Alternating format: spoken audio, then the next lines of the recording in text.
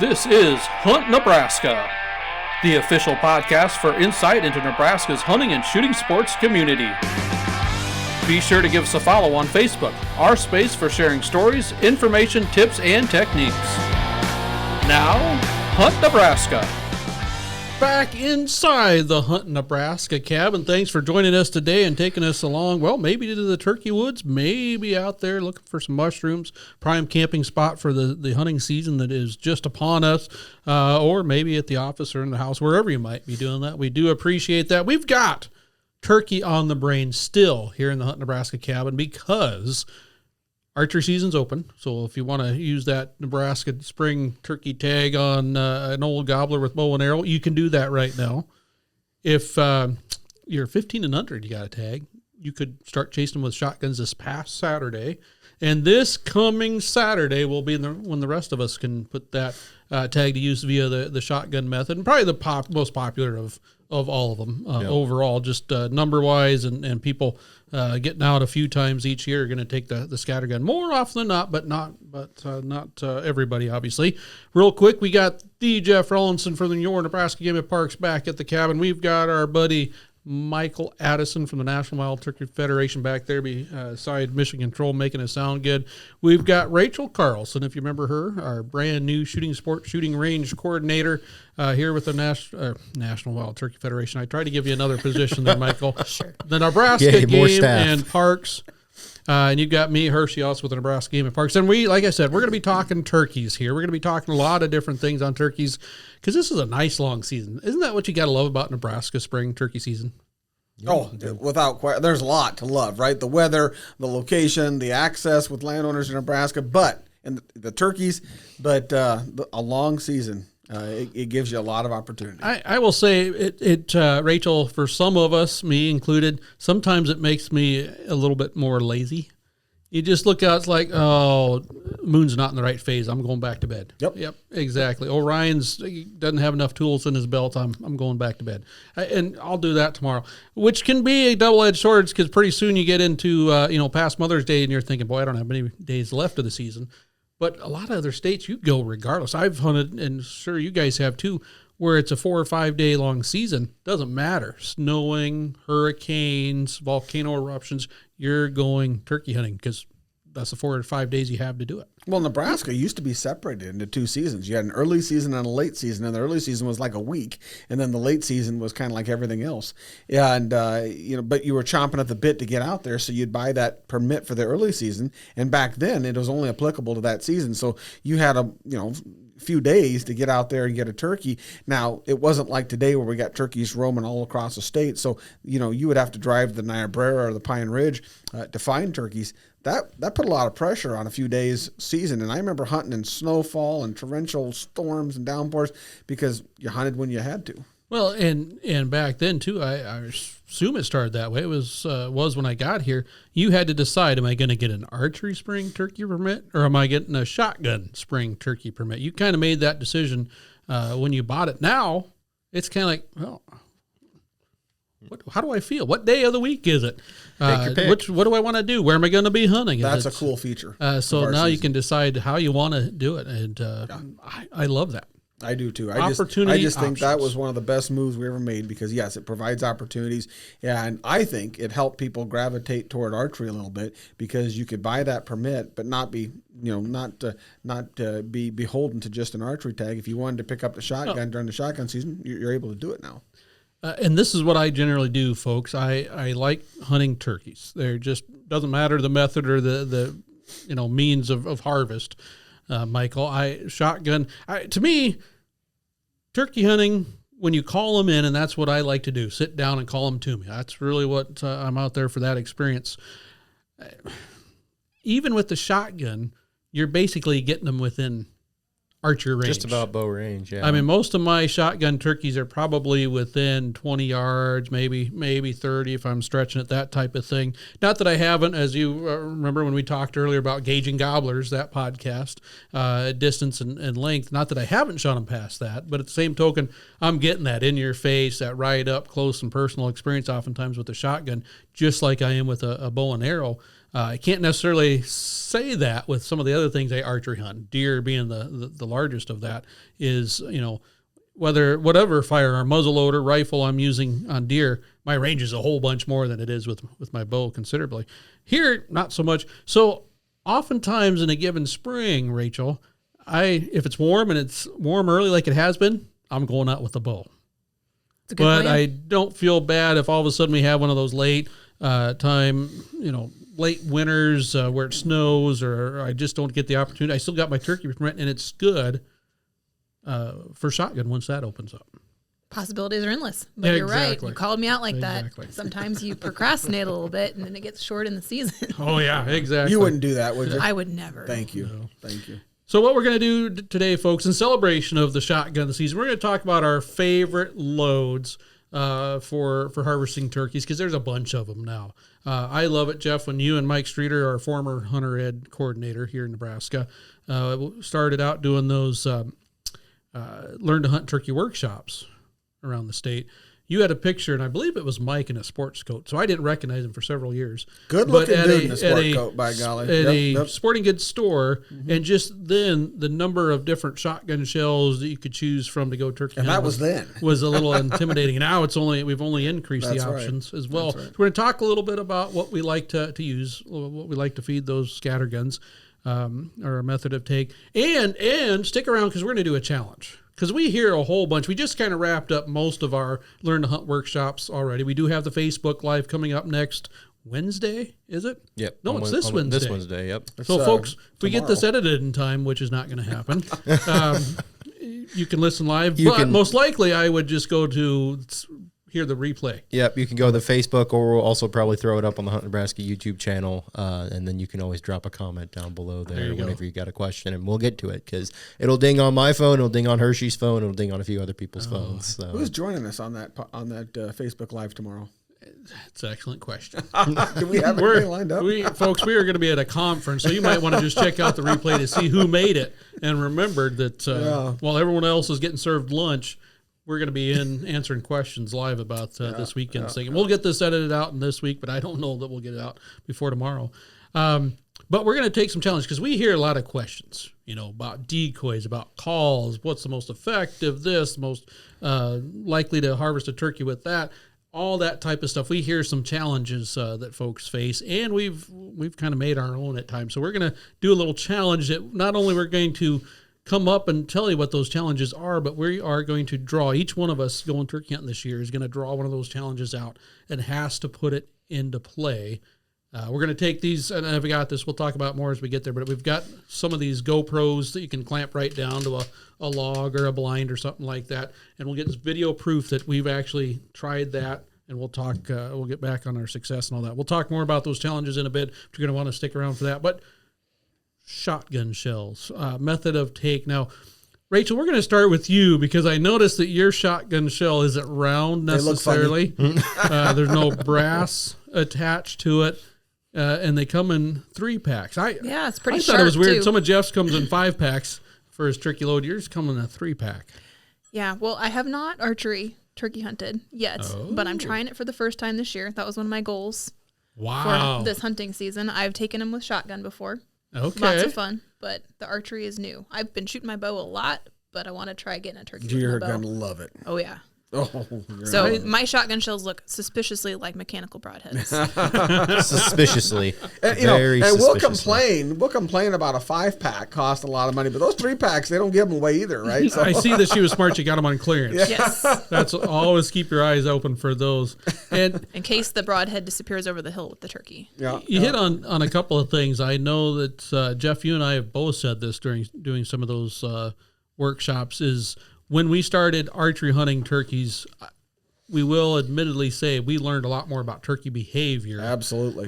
Because once they got within range, we didn't necessarily have a shot. We had to wait for them to turn just right. We had to make sure that it presented it just so, and so we had to figure out a little bit more of that body language, a little bit more what they might be doing rather than, all right, it's in range, pull the trigger. Yep.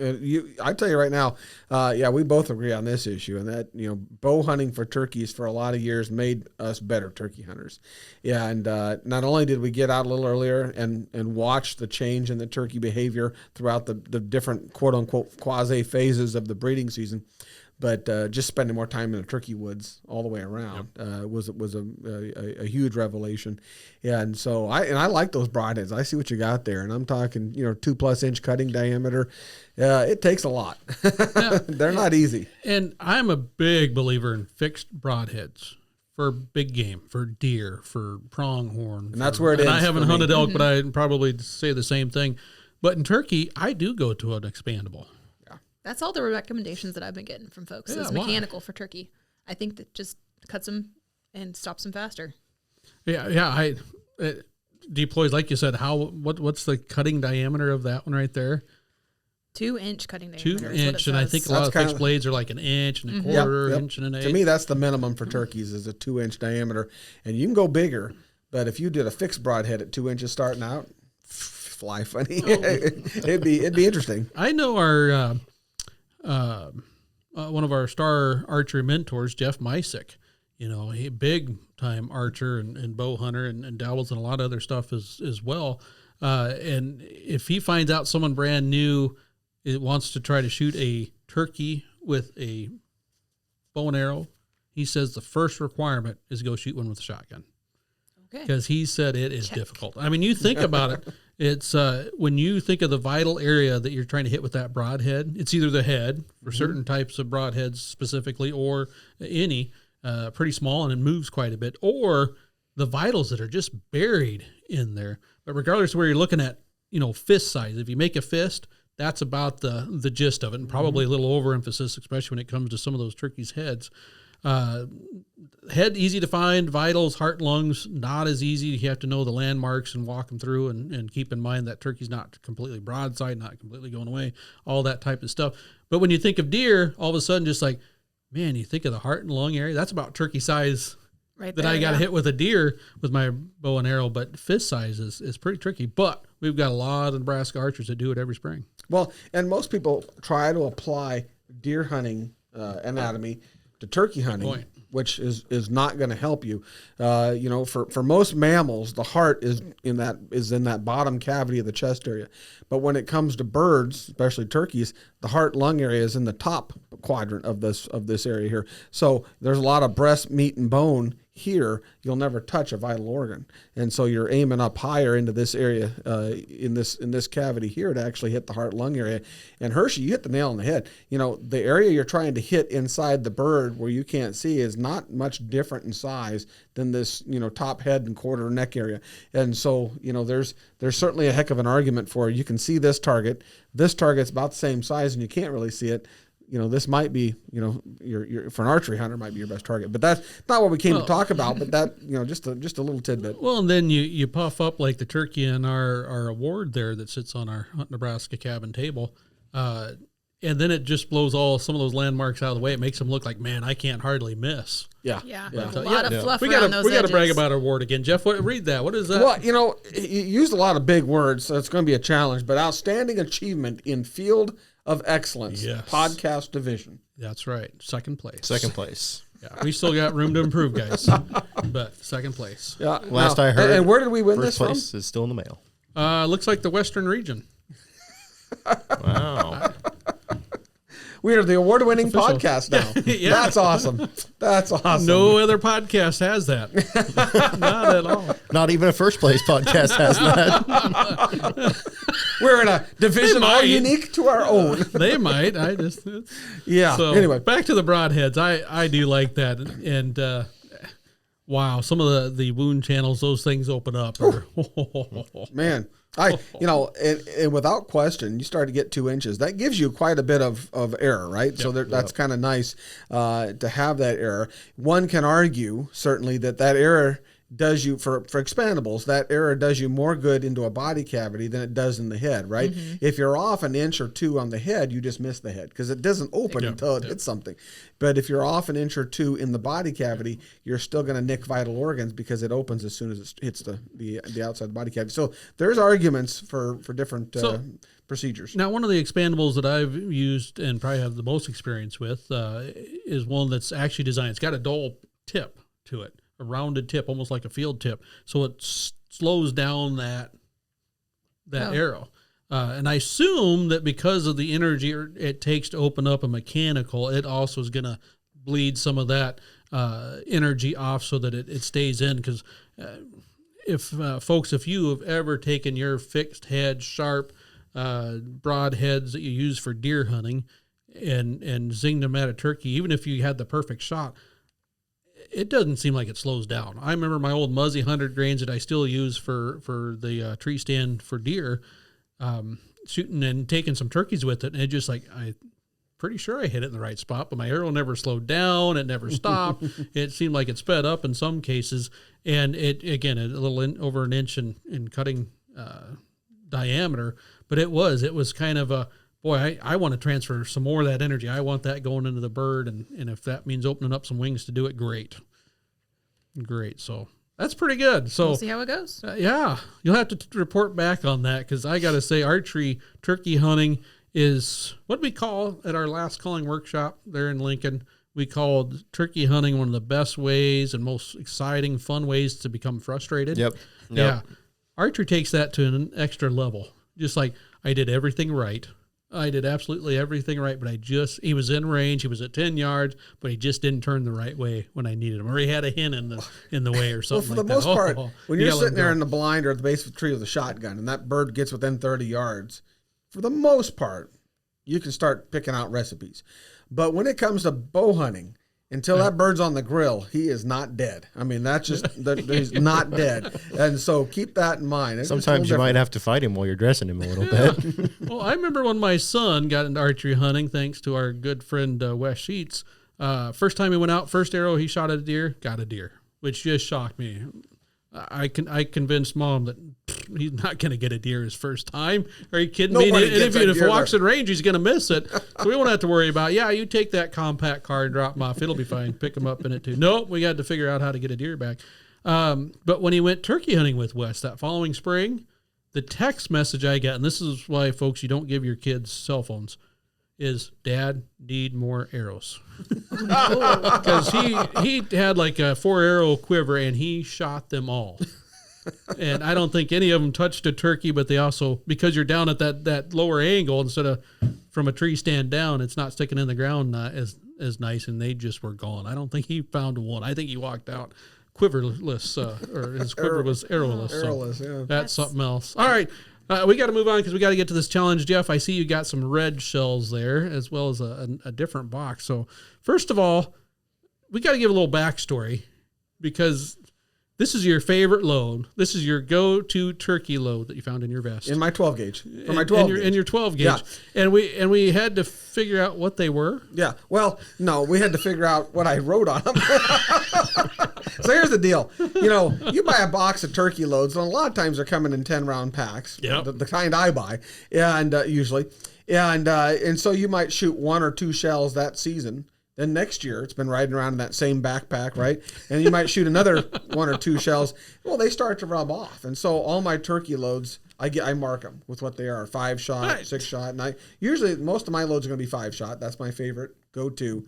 I'm a big Federal fan. I'm a Federal fan for a lot of reasons. One of the things that I like about Federal is the flight control wad that they use, which is, I think, almost standard in most of their premium level turkey loads.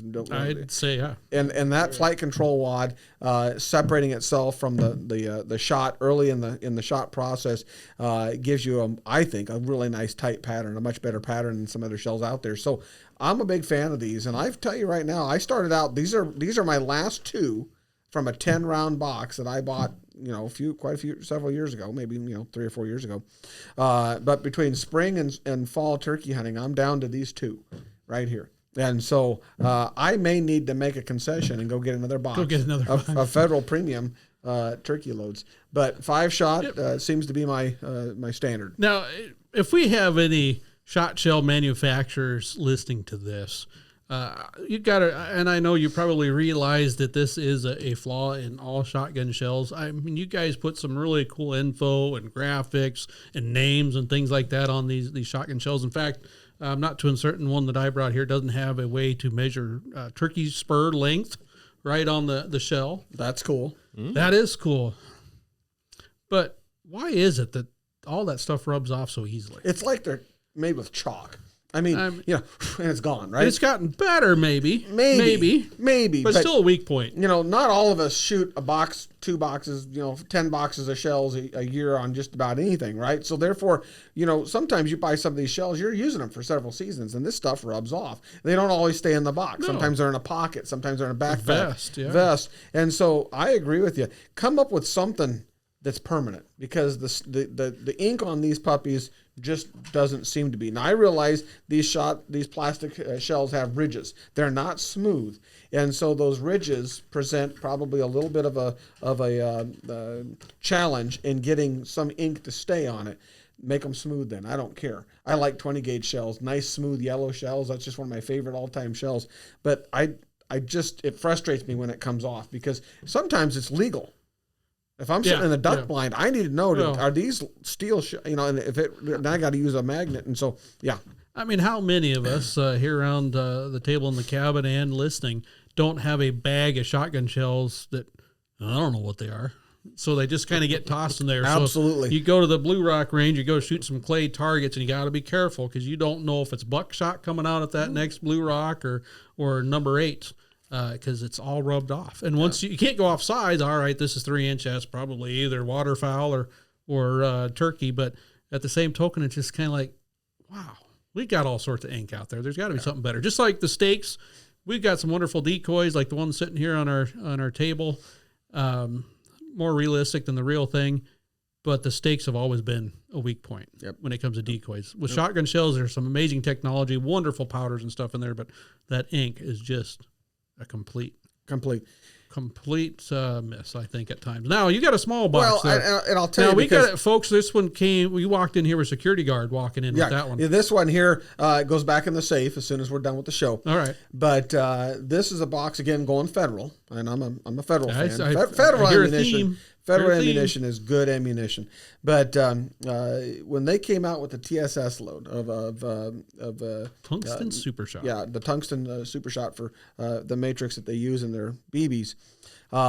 This is a game changer, right? And while I don't necessarily use it for the 12 gauge, I should, but spending 50 some bucks for a box of 5 isn't something that I've done a lot of. When it comes to the shooting the 410, you're already disadvantaged enough with the 410, and I can tell you these TSS loads hammer turkeys with the 410. This is 9-shot. We had to change some regulations in Nebraska to allow for this new matrix, but this is good. This is outstandingly good stuff. But anyway, and so these are like 30 some bucks a box for the 410s, and one a season turkey hunting.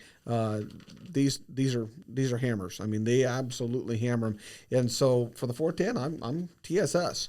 And I would say if you want to hunt with TSS for 20s or 12s or 28 gauges, you've got an incredible load. And there's a lot of companies out there making TSS shot now, but I stay with the old tried and true here. Seems to be more and more every year making TSS. I've seen a couple of companies come out with some. Yes. I think Fiocchi has come out with a TSS load this year that I haven't seen before. And I think you're going to see some more. This is just my prediction, no inside scoop on this at all, folks. But because of the material that it takes to make each of those TSS pellets and things, I think you're going to see some more mixes in there. Whether that is so many TSS pellets, so many lead or other pellets, or if they figure out a way to combine them into one pellet and change it. Because I'm guessing that's got a weight or density of 18 or something like that, whatever they go with, which is an amazing load, to say the least. But I wonder if they don't go with something a little heavier than lead, but a mixture of something so that they can extend how, tungsten's not cheap. And so maybe they bring in a little lower price point, but also when it comes to the source of TSS, good for now, and we'll see if that maintains. But it doesn't come from an area of the world that we're always at the best terms on either. So. Exactly. And one of the things that's nice about the TSS shot, and again, I'm not doing an infomercial here, but pattern density is important when it comes to killing turkeys. And when you go up to 8, 9 shot, 7.5, 8, 9 shot, your pattern density is incredible. And you shoot a paper target with these 410 loads in a 9 shot. It looks like somebody just peppered it with, just sprayed pepper across the target. But each one of those little pricks, pinholes, incredible energy that you didn't have before with lead, certainly not with steel. And so this is this makes a heck of an argument for dense patterns, and every one of those BBs is punching right through something. See, and I'd love to see them make a little bit more open pattern for us to get super excited and almost hyperventilate right before we pull the trigger. Well, that's the beauty of that TSS. Way, it's an even swarm of, a couple hundred extra more pellets or whatever it is, going from a lead 5 down to a TSS 9 or a 7 or something like that. Yep. The pattern you see with these 9 shots, it just covers the target. So it just that's why Federal's got their 3rd degree load. It's kind of similar to that. So we got a 410 TSS. And what shot size is that one? This is 9. That's 9. You've got we think lead 5s that's been rubbed off. The old Rawlinson rub. Does that say 9? Shotgun shot. 9 shot. One other thing about us old turkey hunters is we lose our sight. Never been a better time to mentor people in the turkey woods, so they can tell you. That's what I love about bringing young hunters to the blind. Does this say oatmeal cream pie, or does this say what are the ingredients on that? What am I about to put in my gun? Okay. Is that a Coke Zero, kid? Tell me, hurry. There's a lot of reasons. Boy. A lot of reasons we take those young my sandwich here young exactly, hunters to the blind so they can read the boxes for us and read the food labels for us. All right, so we got that. Michael, you got a box in it, and it doesn't say Federal on it. No. So my load of choice for the last several years has been Winchester Longbeard XRs. Ooh, that's been... Which is, the XR, range. I think, stands for extra range. But they're just a 12-gauge, 3-inch, 5-shot load. So, and I think the Longbeard XR, their technology, if you will, is they've got the shot lock, which I think just helps keep those pellets kind of in that cylinder as it's coming out of the barrel, and helps it's supposed to give it a little extra range, which I usually pattern my gun at 25 and 45 yards. And I will say the pattern at 45 is good enough to make me think that if I had a gobbler at 50 or maybe even out to 55, that if I needed to take that shot, just couldn't get him to come any closer, I probably could land a pretty good hit on him. But I've heard a lot of good things about that, and that is not it's not a cheap load. It's not one of the economy loads by any means, but it's not as expensive as some of the others. Yeah, I think I paid about $30 for this box. So, which, 10, 15 years ago, $30 for 10 shells, and now it's like $30 because, like you said, Jeff, some of us are paying that for five or $40 for 5, and we've seen some others out there as well. What I always think is cool, and it's always been hard for me not to at least look at it, is those turkey loads. And not only have the cool graphics on it, but they come in camouflage. Oh, yeah. There's something about that. This is a special NWTF 50th anniversary box in Bottomland. I was going to say, I remember when Winchester Double X or Super X came in, a mossy oak. It was just kind of a greenish gray Bottomland pattern, some of the original on it. And that just caught my eye. It was different.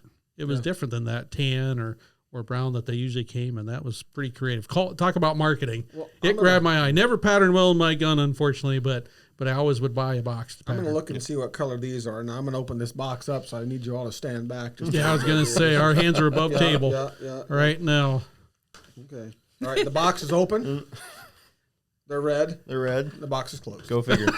I think if you reached for that, you might lose a hand. It might get chopped off. The box is closed. There were some pretty cool ones, too, that would be olive drab with a... it's just a black shell, black high brass. Winchester's always had a good black shell. Yeah, they do. Wow, look at that crimp, though. Yeah. The standard is It's red. a very, very unique crimp, and I think that's part of their shot lock in there, too. That is tight. Is that actually a crimp, or is that a it almost looks like it's pressed in there rather than crimp. All crimps are kind of pressed in there, but that goes deep. Yeah, that is a crimp.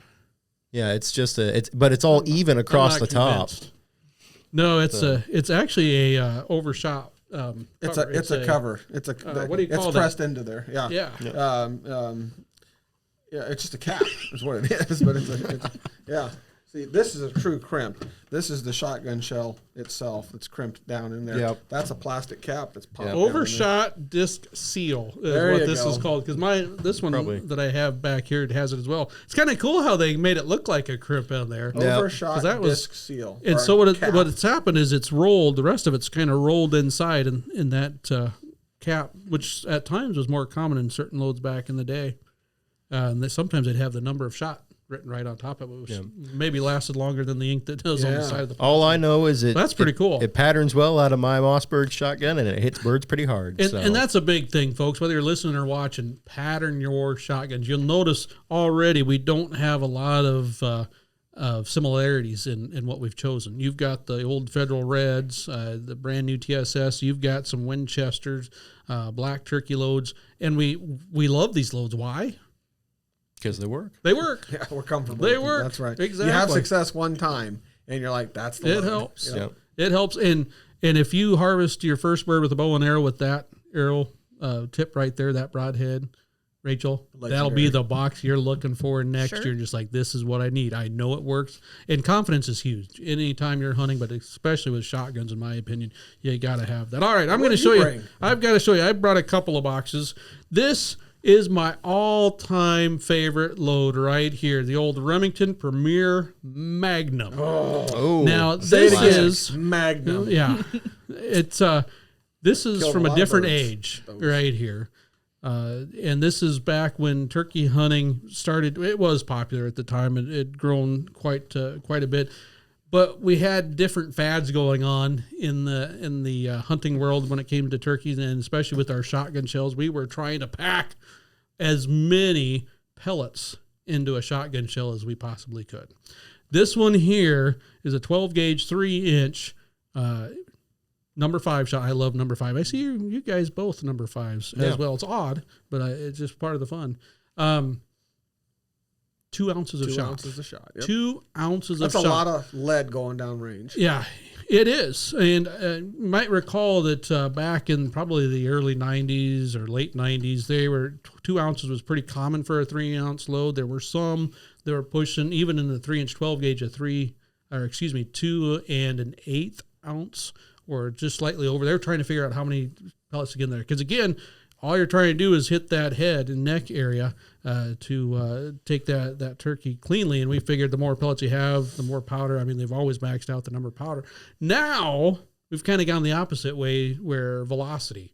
We're trying. In fact, they sell high velocity turkey loads out there. And how fast does yours move? Does it say? Mine go 1,200 feet per second. It's 1 ounce and 3/4. And Jeff, I guess I it don't doesn't have the say box, anymore. but these are I'm they're all pretty- about 11 to 1,200. I'm feet per pretty second. sure I read on those that they were 2 ounce. You could kind of see it was a little faded. These are 2 ounce. I know that. I always bought 2 ounce loads. And here's the deal. I never bought into the idea for turkeys that getting there any faster is going to make a difference.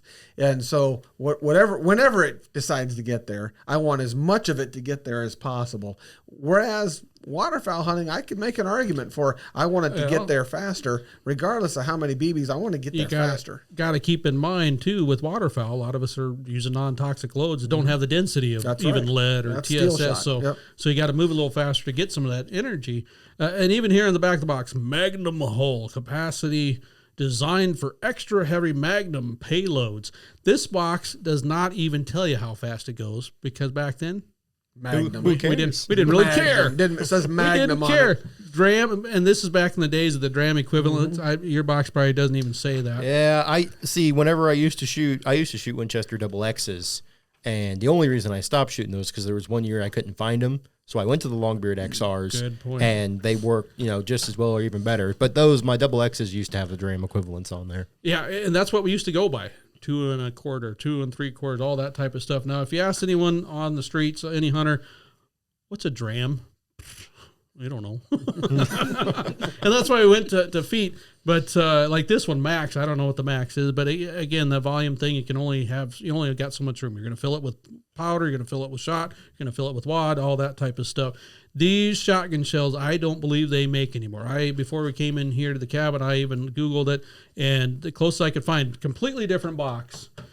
fancier turkey on the box, out of stock, even on the manufacturer. I don't know that you can find that. And I love that. There is no rattle in there at all. I think absolutely love it. Any turkey would be honored to be harvested with that Remington I shell think right so. there. They'd have to be. That's what I'm looking for. And they're It's green. classic. It's They're not my green. calling that's bringing them in, Jeff. No, it's the honor. It's that green shell. Yeah. But so just like you said, I've been there many times. I think several of us have. You find that pet load. I love this load. My gun eats it well. This is good. You go back one year and all of a sudden, they don't even make it anymore. They've changed something. It might be the wad. It might be added this, added that, took that away, whatever. I stocked up on these, and I've got a supply of them for some time. So even if they're a collector's item, I'm shooting these. This is one of my go-to. It has been in a few different guns because it patterns just for what you said, Jeff. I don't care if it's an extra 2 football fields further away in that one Mississippi. At 30 yards, turkey doesn't really care. Yeah, it doesn't matter. So I've got some of those, but I've also had to look into some others, and I found this Grand Slam load from Federal.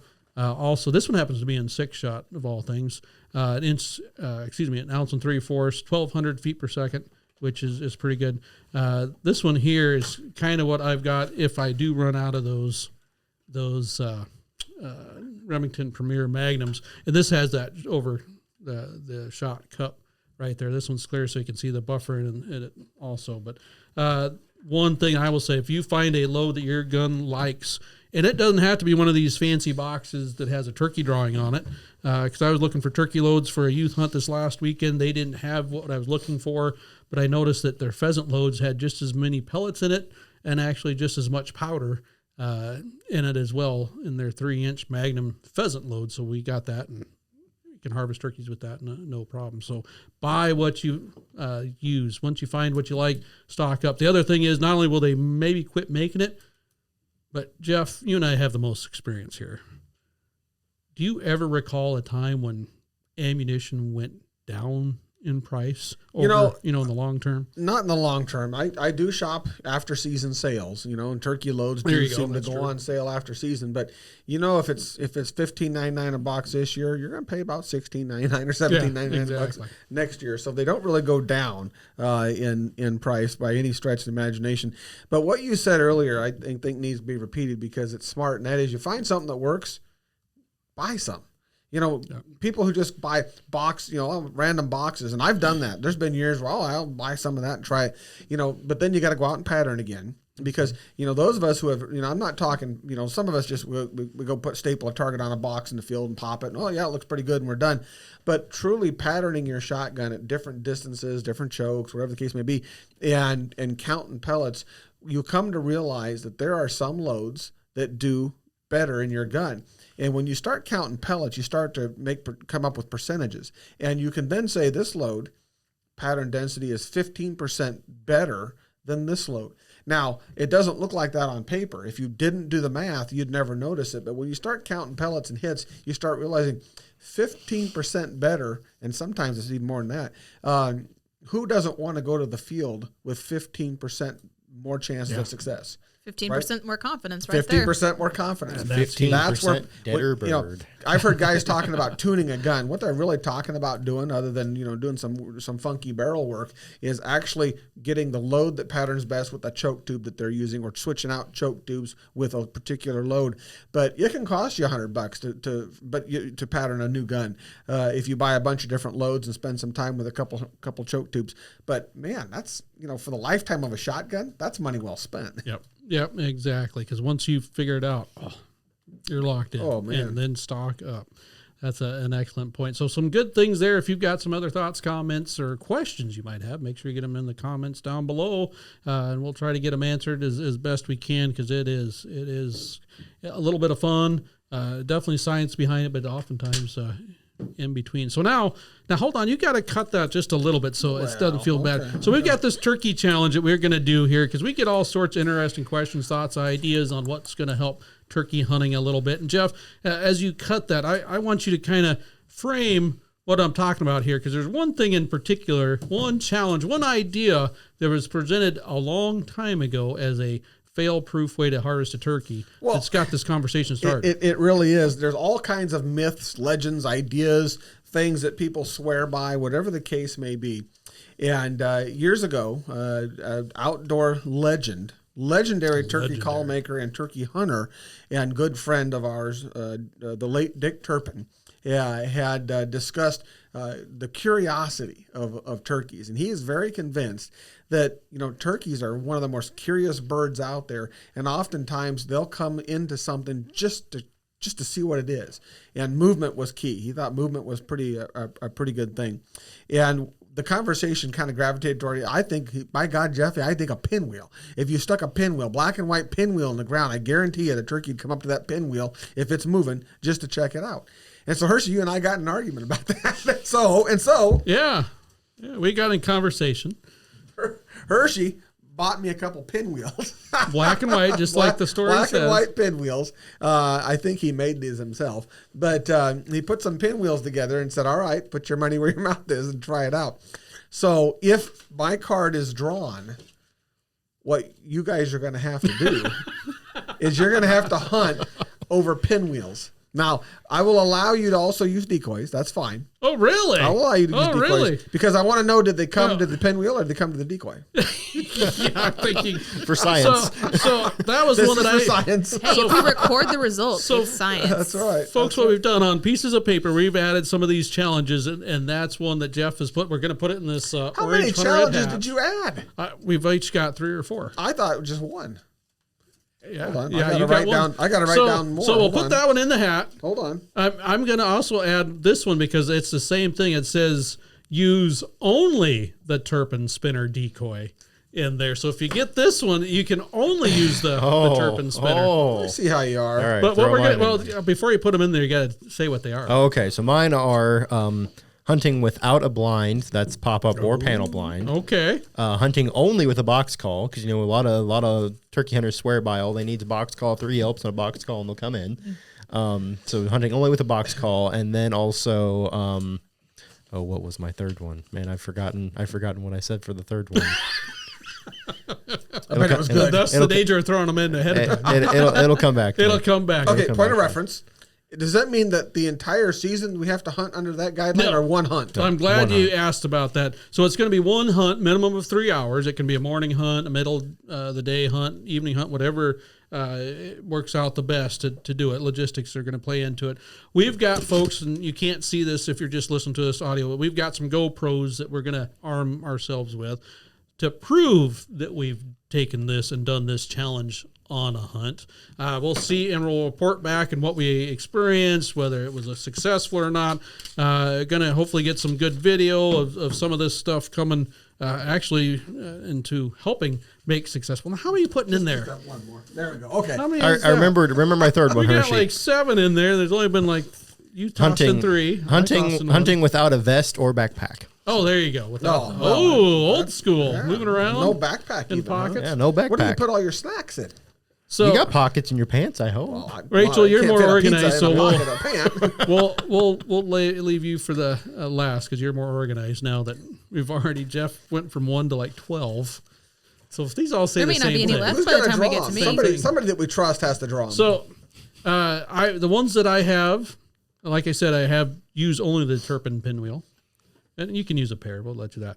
Use only Jake decoys, a minimum of 3. Because I want to see, there's times when we talk about, hey, you don't want him to see a hen because if she shows disinterest, he's going to move on because late in the season, that type of stuff. But, that jealousy factor. So you got to use at least 3 Jake decoys. At least 3. You can use 4 if I you think want. that's a recipe for problems with a lot of toms. We'll find out. Yeah. We'll find out. I've got, pick a spot. Now, let me say this. We've got the public access atlas. You've got to pick a public hunting spot that you haven't hunted before and go turkey hunt it. Okay. All right. So just pick a spot. You can use whether it's OnX or some of the others out there or our own online public access map with the satellite view so you can zero down. Don't say, I'm going to go hunt the middle of Pawnee Lake or anything like that or one of those pheasant hunting areas. You can zoom in on it, but you can't have hunted. Well, it and before. I recommend not hunting the middle of Pawnee Lake. Not many turkeys maybe in the middle of the lake. Not that we know of. Not that we want. Don't know. Okay. We have to find out. And then my last one is hunt with a 410. Oh, please. Please. Okay. You All can't right, give Jeff Rachel, do that you one. have some, Dad? Well, I came into this room and was kind of ambushed with this, so actually I did not. Well, so prep was any of Jeff, this. but he came up with 12. Give or take. Give or take. So there is that an empty one right there? Oh, let's just see here. Well, just because I've done this one before, 13. because I've done this one before and it worked out okay, we're gonna go with no camo. Oh. What is no camo?